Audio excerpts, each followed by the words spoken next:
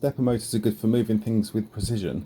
So here I've got 4 stepper motors which I'm driving from the circuit here, and I'm using a lithium ion battery to drive the microcontroller, and I've got a 12-volt supply to drive the stepper motors. And I'm just running a demonstration where the stepper motors are running in a random direction for a random number of counts and at a random speed. So I'm varying the speed and direction and the duration of each movement. So the actual motors themselves can be used in things like 3D printers for controlling the X, Y, Z axis and the feed of the filament, and also in like CNC operations other than that, such as milling machines. Or these step motors came from fruit machine reels, which I bought off eBay a while back. I just bought a bunch of motors which I guess someone had stripped out of some fruit machines.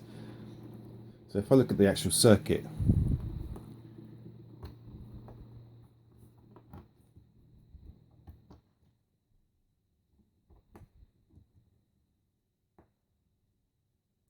so I've got 3 integrated circuits on this circuit.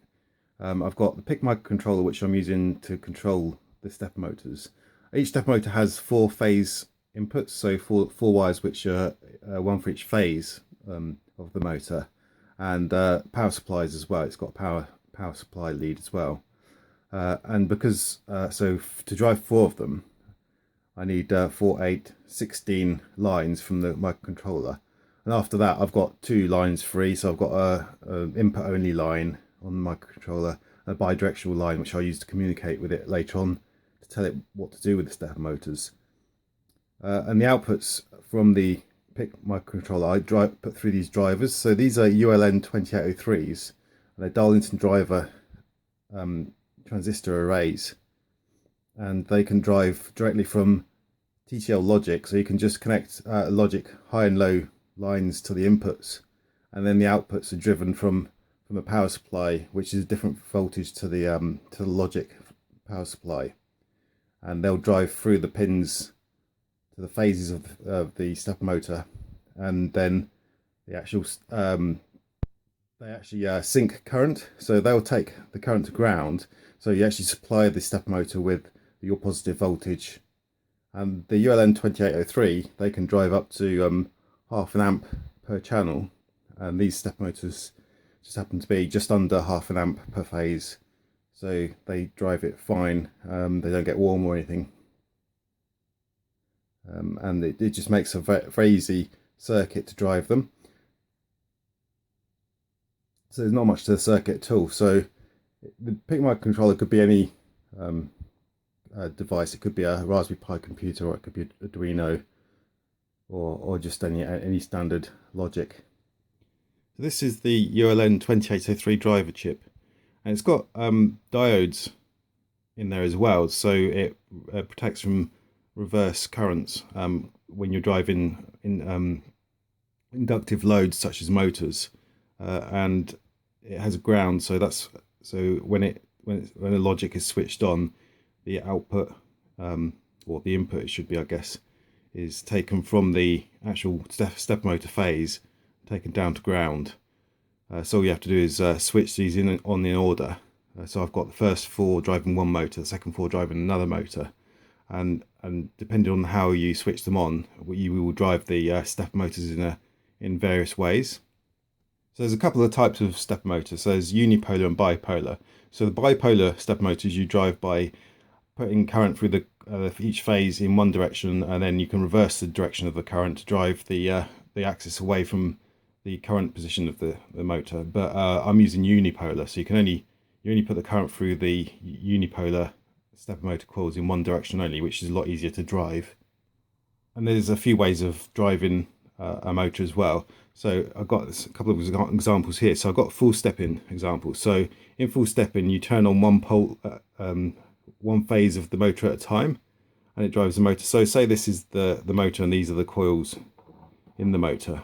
And if I turn on the first phase, and all the other phases are switched off, then the axis of the motor will point to that particular coil. And then the next thing you do is you point to the next phase of the motor, and you switch off all the other phases, and that will then pull the axis around to point to the coil which you've switched on, and then you point to the next one, and the motor rotates. You point to the last one, and it goes back to around to the last of the coils, and then the next thing you do is you go back to the first coil again, and it rotates the axis all the way around in 360 degrees. Although in the actual motor itself, these is not just 4 of these. There's the 4 of the coils, but there's another set of the same coils again and again and again. So it builds up the number of steps per rotation. So even though it's got one set of coils in this sort of example as a rotation, actually there's more like, I think in the motors I've got about 16 sets of them. So it does 16 sets of these steps in order to do one full rotation of the motor. But once you've gone through one, you just switch them on again in the same sequence, and it'll continue rotating. But there's another way of driving the motor as well. So, and that's called half stepping. So if I move this down here, with half stepping, you get twice the resolution of turning your motor. So you get twice the number of steps, and you get more torque as well. And I'll go through the steps. So here you'd switch just the first phase on. Well, that's the same as the full stepping one. So we're pointing fully at the top coil. But then the next step is to have the first coil and the second coil on at the same time. And that will actually point the axis there. So it gives you the extra resolution. And then next you just turn on the second phase, and all the other phases are off. That goes round to there. And then the second and third phase. And just the third phase. Third and fourth. Just the fourth, which points over that way. And then the first and the fourth, which is bringing it back round to the top again, but pointing diagonally upwards. And then just the top again. So that's a complete rotation. Then it just repeats again. And because it has this extra step there, it gives it much better torque when it rotates. And also, when you position the motor at this final point where you want it to be positioned, you've got better resolution as well. So that's easy enough to drive as well. So from your microcomputer or microcontroller, as you're manually setting these poles to whatever logic level you want, you can implement half stepping just as easy as implement full stepping. So you may as well implement half stepping. And we do take 4 of these poles, and then you decide which way you want to switch them. And to move the motor in reverse, you just do the same thing, but you just move this way through the logic, and the motor will return anti-clockwise as opposed to clockwise. That's very easy to do.